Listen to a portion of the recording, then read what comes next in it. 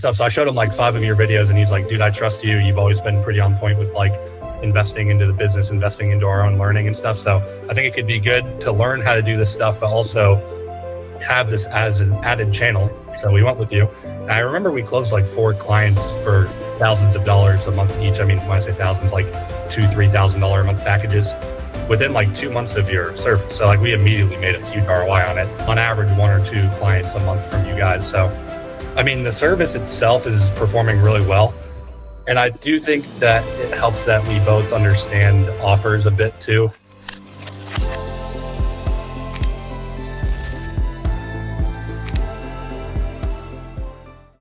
We're live with our friends at Bluecraft. Do you how long have we been working together? It's got to be at least a year now. At least a year. What made you, I guess, well, first of all, how long have you had your agency? We're not the oldest in the world. We're 2.5 years old for the cold email stuff. I feel like that's a long time in the agency world. Yeah, it's a long time when you consider the agency world, especially like cold email, because cold email with all the leverages now hasn't been around forever. Like I think people thought cold email was mainly like blasting from their HubSpot CRM before like 2024. So the new way of I still get that. I had a sales call like right before we got on, and the guy is like, "Well, we're using Klaviyo for cold email," and I was like, "Okay, sure." I get that all the time too. It's one monkey at a time. Yeah, because their domains go into the blacklist or they stop delivering, and then they're like, "What's going on here?" And I tell them how. So you started cold email at like the most fun time, like right in 2024 when everything was going great. Like yeah. I started it, but I wish my skill now I could insert back into my 2024 self, so I could have capitalized on the easy times a little bit. More. You missed a lot of the wave. It was like running Facebook ads in 2018 or something. Like it was just free money, and then everything got. I feel like with every marketing channel, like the alpha never stays in one channel forever. That's one of the reasons we like calling, because calling is kind of a little bit more resistant. Like all of our clients, and we were actually worried about like the iPhone update coming out that like lets you screen the calls, but it turns out that some people like me never answer the phone anyway, and other people like Liz will just always answer the phone. So the Apple, like the iOS update just helped do that better. But it didn't really matter. But like, how did you adapt to the cold email changes? And also like when you were like consuming content, because I think one of the reasons you wanted to work with us because of my ridiculous social media presence. Like how do you like, because I feel like information is toxic, and you get too much information and you just like become corrupted and you just can't make any decisions. So when you're like looking at our space and everyone has like similar case studies and blah, blah, and like everyone is amazing. No one is full of shit. Everyone gets great results for everybody and everything works from 2022. Like the same shit is still in the videos. Like, how do you filter that? How did you kind of digest and like adapt the right way, and like who do you follow, like who do you look to, and like how do you navigate that world, because it's such a competitive space? That is such a good question. I have a couple answers for it. So one, I used to be that guy that like was really held back by information. I probably still am a bit. My cousin Mike, who's my co-founder, speeds me up because he doesn't consume anything. Like he doesn't even go on Instagram. He's like, in the world where everybody's distracted with social media, he's crazy because he doesn't care at all. It's really weird. It's really crazy. So he's just action and then try things, brute force, fail. And then I was like more of the studier. I was also more academic. So it used to hold me back. Now I've leaned more towards my own experience and then getting things out in terms of taking action on information. But the other answer I have too is like, I've always been a buyer of the courses and everything. So like, even when I was at my old job at Lockheed Martin as an engineer, I bought a sales coaching program called the Sales Mentor that I was taking while working at my job. I paid like $8,000 into that. So and then even before that, like I was like the guy in 2016 who bought the Ty Lopez social media marketing course. I bought that too. Oh, you did? I bought the 67 steps. So they ended up giving that one to me when I got on a call with them as like a bonus. to Yeah. join their social media program.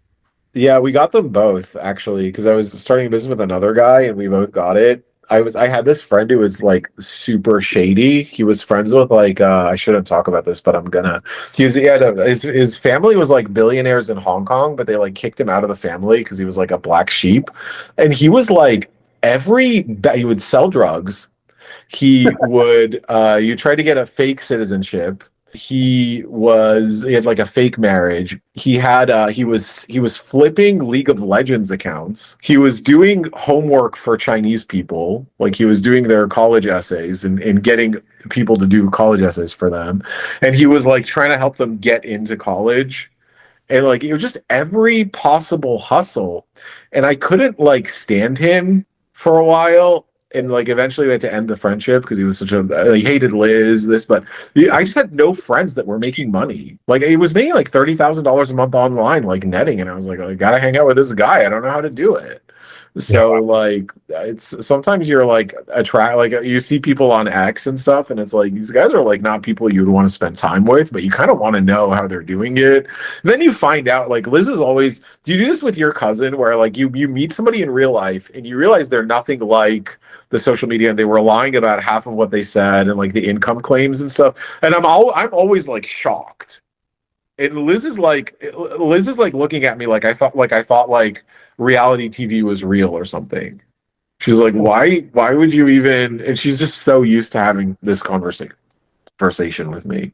So no, that's super funny. That's super funny. I don't. I mean, I don't. I should probably increase my networking and like in terms of like trying to figure out people to hang out with in my space. I'm just in all the communities. Like I'm in the. I like I mentioned. I got like the Russell Brunson stuff for like the ClickFunnels. I bought Iman Gadzhi's thing, even Jay Feldman's email marketing course. I mean, no, but it is funny. Like the one thing I think people get that are new to business that are younger is the difference between revenue and profit. So that's like yeah, the break thing. We're making $100,000 a month, but they're in ecom and they really are netting like 8 or something, 8K. Or, yeah. It's like you could make more money just bartending, and then you just don't pay tax on tips. It would be and then you get out of the house. Yeah, right. So how do you find the right information sources to actually act on? I mean, in my experience, I just try to consume a breadth of stuff, and then the people I more gravitate towards, I go deeper on, which Yeah, actually you on Twitter. So like, I was looking at outbound marketing stuff, outbound email calling. I actually got introduced to you on that coaching call that you were doing for Client Ascension back in the day, and yeah. I really liked your the how you thought through things. I thought you were like almost like a psychologist outside of just actionable business stuff. So You I know looked, what's weird about that? I don't know how I can do it. Like I started doing it when I started like the high ticket sales, and I would go on the high ticket sales coaching calls and somebody would ask a question. I just always knew the answer and it would always work and I was always right, but I don't know how I can do it. But I any think sales question, I can just tell you exactly what to do. And I don't know why. I think you're good at connecting external stuff to business. Like you talk about the dating psychology stuff. I think you're good at taking what you learn and applying it into actionable, memorable things for people. So I like the way you Yeah. communicate. And I Well, a binged lot your of the dating stuff is just because the guys are young. And I know that if I say it that way, they're going to remember it and it's going to stand out. Versus if I'm just like, do this to get money, it's less interesting. I can tell you're kind of the person too that thinks about this stuff and probably has notes and then or maybe you don't have notes, I don't know. But I feel like I you're don't a have any collector notes. of unique thoughts and then you're able to produce content out of them. So I mean the average person probably doesn't think as deeply as you, which might be why you're able to connect certain things. Who knows? No, It was probably just from the hospitality too, because you just talk to so many different people and you just kind of learn to get along with everybody. And then once you get along with them and you're able to kind of see them for who they are, you lose a lot of your fear and you also lose a lot of your like I think a lot of people just want the other person to like them. And I'm like, if someone doesn't like you, it doesn't mean you have to like them less. Like you can still like them if they don't like you. And like once you remove that from the equation, you can see people a lot more clearly because you're not trying to preserve your ego or something. And so when we started working together, what were I guess what were the results like? What do you think was good? And we have a bunch of clients together now, which is cool. That was nice. So he's not just a client, he's also a client. Partner. Yeah. That's the word. Yeah. So what was that like? Well, I'll tell you, like, we were getting a bunch of calls booked for cold email in that 2024 period where it was a bit easier. Yeah. And it kind of took a big dip for us. So we were like, how do we increase our calls? We don't necessarily want to do content yet. I still have yet to do content. I'm going to be doing some coming up shortly. But I remember I was like, we should add another channel. And I remember talking with Ori, and I've went through all of his YouTube stuff and Twitter stuff. And I was like, Mike, I really think we should invest in this. I think that these guys could really get us results. And then he had never really looked at your stuff. So I showed him like 5 of your videos, and he's like, dude, I trust you. You've always been pretty on point with like investing into the business, investing into our own learning and stuff. So I think it could be good to learn how to do this stuff, but also have this as an added channel. So we went with you.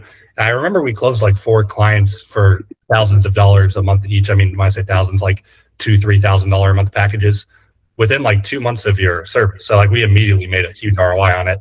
And now over the course of a year, maybe a year and 2 months, I know we've gotten on average 1 or 2 clients a month from you guys. So, I mean, the service itself is performing really well. And I do think that it helps that we both understand offers a bit too. And then being able to do the follow-up on the leads, closing all the actionable stuff that you recommend to the clients that I could probably still be better at. By the way, I don't even do that perfectly. But yeah, it's so true, because it's like what we found is that, like, let's say our average client relationship is like 18 months. Like that's not, it's like they either leave in 3 months because they can't sell, and it doesn't matter if you get them 10 leads or like 500 leads, or like they can sell and they just stay forever because like the ROI is pretty good. So it's like you just never know. Like we spend so much time trying to teach the clients how to sell, but like for a lot of the healthcare clients, we just literally have to take over like their sales and marketing and like get an SDR for them and get them on like 9 media channels and stuff, because it's like none of their problems are solved by just getting them more leads, which is annoying. I remember when I started doing lead gen, and you start getting like so many leads, and you're like, man, if I can just get people this many leads, like no one will ever leave. And I like look back at those days, and I was like, oh my sweet summer child.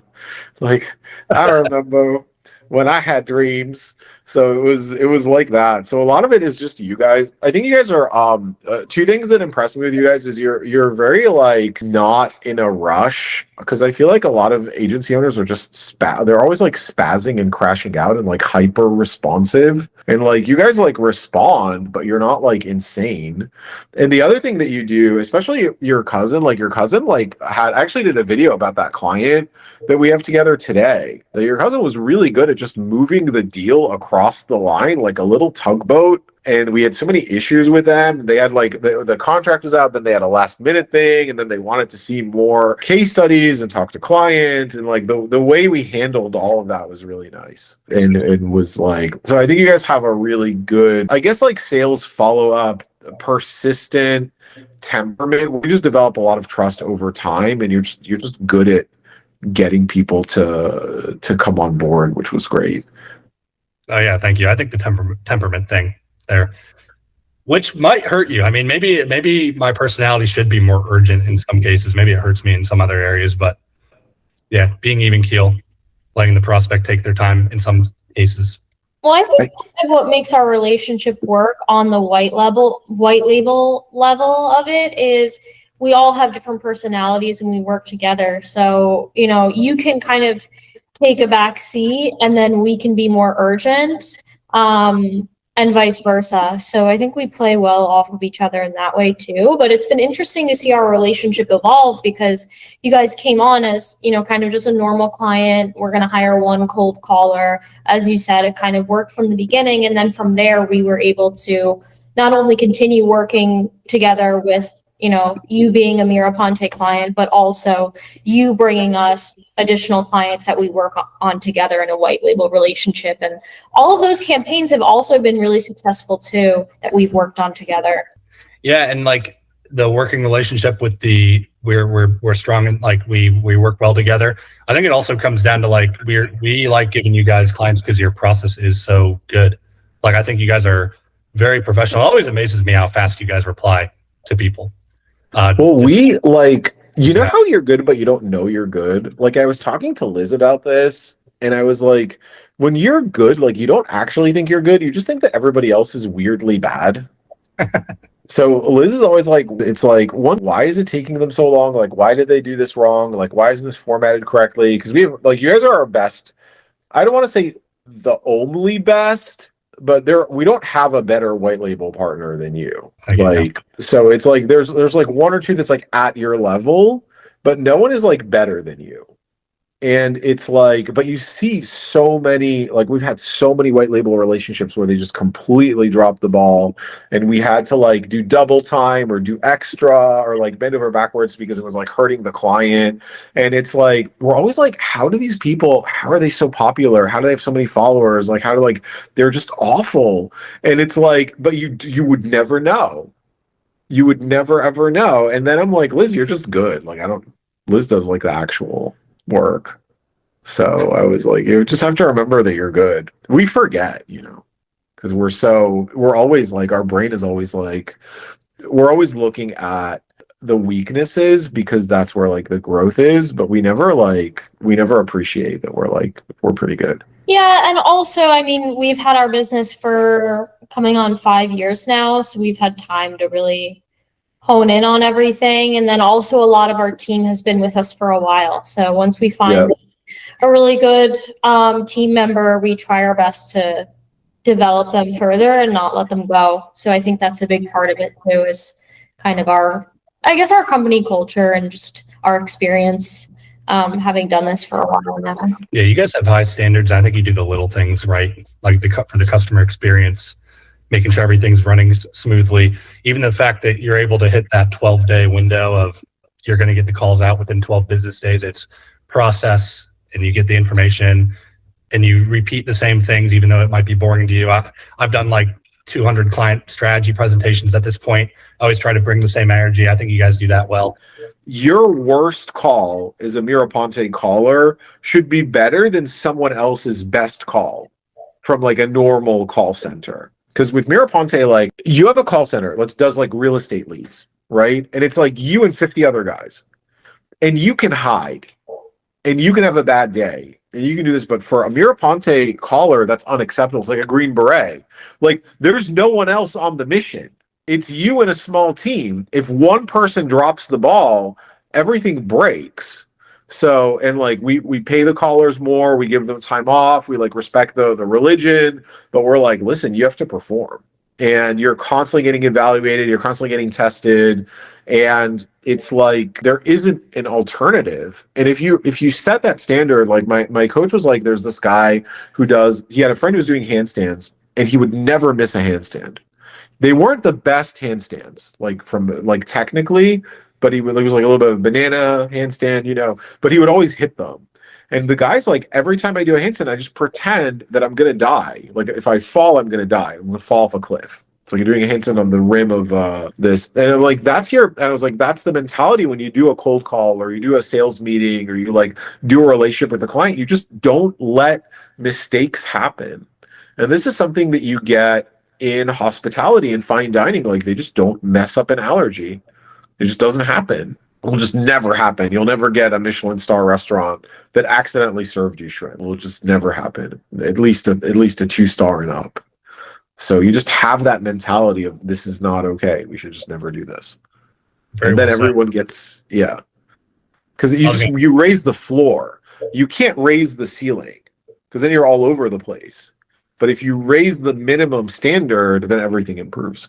I love it. Yeah, I was going to describe it too as like you raise their default state. Also, I think people enjoy they're prouder of themselves. They have more self-pride when they are pushed to that level, and then you attract the right people too. Not to go crazy on the analogies, but I mean, Elon always moves really fast and he attracts like really good talent for all of his engineering projects. I think when you have the standard, people like working for you more, even if it's a little bit harder because... Well, it's harder initially, but it's actually easier later. Yeah. Because if you accept it, like we had a meeting with the callers, and I was like, once you accept that it's a war, and whoever's the more certain, whoever really articulates their value prop better is just always going to win. They're always going to book meetings, because a lot of times I talk to callers and they're great for like 2 months. And then the analogy that I use is you're fighting these zombies, right? You're every day you're on the phone, you're talking to, like, you get hung up on, you do all this, and you get your wins, you get your calls, you get your sales, but you get way more losses than wins. So you're fighting all of these zombies, and a zombie bites you, and you turned into a zombie, but you don't know. And that's like something that can happen to us as business owners or as salespeople or whatever. We start to become, you know how you're like the combination of the people you spend the most time with? There's no way that's correct. You're the combination of people that you spend the most time with that you want to be like. Like in high school, I had a bunch of friends, and I had one friend who was really good at volleyball with a really hot girlfriend, and I was like, I want to be like him. I didn't want to be like all my other friends. So it's like you have to identify with the best people that you're selling to, the best companies you're working with. You can't just identify with all the people you're selling to, because they're going to be awful. Like the average of them is really bad. So it's like you have to remember like who you are. You always think, I was telling the callers, like, you always think the answer is out there. It's usually in here, because the first 2 months when you're too afraid to make a mistake, you just follow the system. You're getting results, and now you have all these objections that you didn't even think of before. It happens so often. We lose confidence because we want people who will never buy to like us. And they never will. It's like I used to work so hard. I had people in my family that I like wanted to like me, and I was like always crashing out. And then I was like, well, if they don't like me, first of all, aren't there a lot of people who don't like me? And I was like, well, like I just literally say words and people get upset. And I'm like, so why am I going to hold it against them? I'm like, it's a big club. Just let them go, and then you're just free to do whatever. Except for, I don't know if Steven can relate to this. Has Steven ever had anybody not like you? Yeah, there's been a few. It's hard to believe. I mean, I like to say if I want to have somebody like me, I'm pretty good at getting it to that position where they do end up liking me. But for the people I don't care about liking me, then I don't interact with them much anyway. But no, I'd say I'm pretty good at being a likable person. It's whatever, but yeah. It's funny that you bring that up, though. I have a good way of easing tension. Sometimes it's probably at my expense, though, because I could probably be more directive and actionable, where maybe they don't solve their problem, which I'm trying to work at that too. Like getting them to a place where they need to listen to what I'm saying, and instead being a little bit more tension easing. Yeah, that's a balance you have to juggle, like being an agency owner, I think. I know Ori and I, sometimes we get to play good cop, bad cop with each other. So we have that advantage of like one of us can be the one that's being really aggressive and direct, and here's what you need to do, and this is why it's not working. And the other person can be, softer and, hey, we're always here to help and whatever. So I feel like your campaign is kind of bad in a way, because it just always worked. And it just worked right out of the gate, and it still works today, and we never had to do anything. Yeah, we have problems with your campaign. But with some of our shared clients, we've definitely worked through challenges where the campaign had some ups and downs, and then we had to, work through the downs and get them back up. So, right. Yeah, we had clients where their best selling points we weren't allowed to say. That was tricky.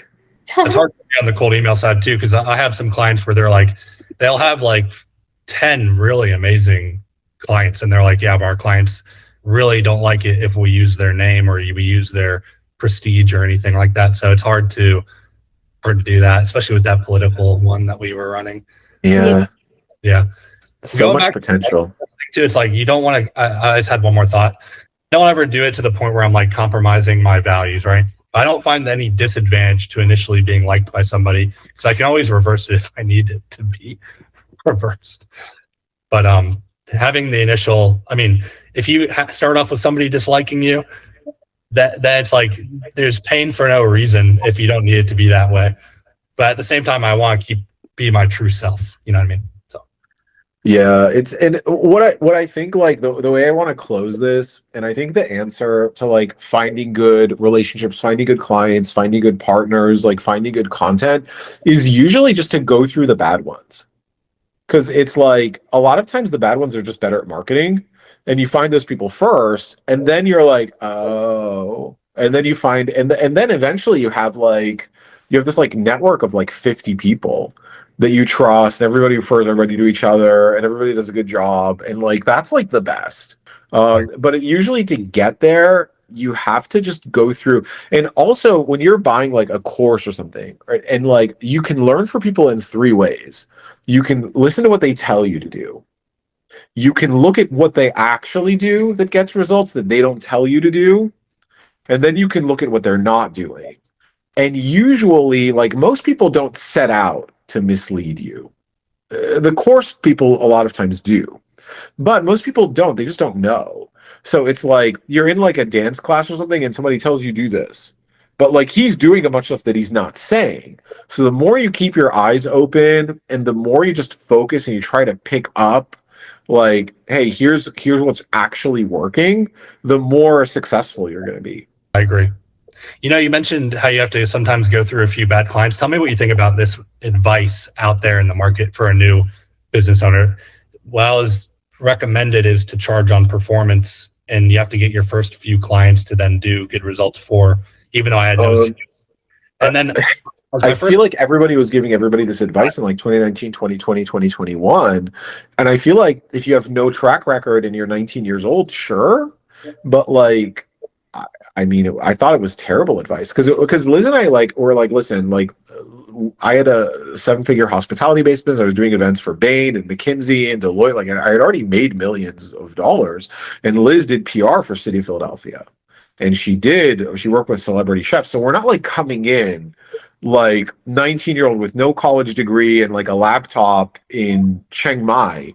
And I'm like, well, I'll work for free on performance. And I'm like, no, we like have fair contracts. Like I feel like if you have any ability to sell or any credibility or any track record at all, and if you don't have a track record, like what we did is we just borrowed someone else's and we're like, hey, just white label for us, do a performance video for us, let's get this big client. Like that's a way easier way to do it. Just partner with somebody who's already really good and be like, these guys will vouch for me. You bring the client in, you make the sale, you can use their case studies ethically, and then you can build your own instead of like playing this game where it's like this race to the bottom and you're like bending over backwards for pennies to and like it's dependent on the client's offer as well. So it's when you're doing purely performance based, we found that a lot of time the client, like they have no sense of urgency. Like they don't care. They're not paying anything. So if it doesn't work, it's no skin off their back. They don't care. Versus if they're paying you, even if it's a small amount and it's, you know, a small retainer and then a revenue share and then a performance based on top of that, there's at least a little bit of, they put something into it. So now they're more likely to make an effort on their end too, because as I'm sure you know, like you want the client to have a level of buy-in as well, or else most likely it doesn't work because it's a give and take. It's not just, hey, I'm handing the agency off my company and they're gonna, you know, bring me a ton of leads and then I don't have to do anything and I'm gonna make a bunch of sales. That's not really the way it works. I totally agree. Yeah. And while I was first doing my agency, I didn't really understand what a good offer was. I had heard what constitutes a good offer. And it turns out to a lot of people that want the performance-based stuff, it's because they haven't exactly been successful before. So they're nervous. And then I will only do business unless we do it this way. And then I ended up taking on a few people that I like really didn't get that many good results for back when I was like in month 3 and 4 and 5 of doing this. So no, I like what you said though. It's really good. All right. Well, thank you so much for your time. Yeah. Thank you, Liz. Love working with you guys. I love being your client. Thanks for all the good results that you've helped me achieve with my business and growing it, and looking forward to doing more with you guys too. And hopefully some more shared clients too. We love working with you too. And you know, you're a great partner. So thank you, Liz.